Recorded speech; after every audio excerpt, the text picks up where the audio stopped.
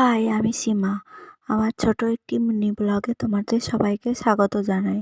আর এখানে দেখো আমরা বিকালবেলা ছট পুজো করে এসেছিলাম, আবার সকালে যেতে হয়।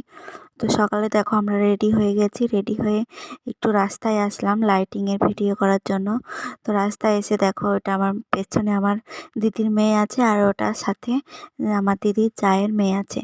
আর আমরা একটু ঘুরে আবার বাড়িতে যাব। এখানে দেখো বাড়িতে চলে এসেছি। আবার এখানে দেখো পুজোর সব জোগাড় হচ্ছে, মানে ঘাটে যাওয়ার জন্য ভোরবেলায় যেতে হয়।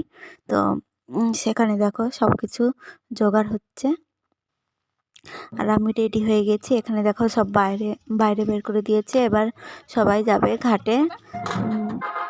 ভ্যানে করে এই প্রসাদগুলো নিয়ে যেতে হবে ঘাটে।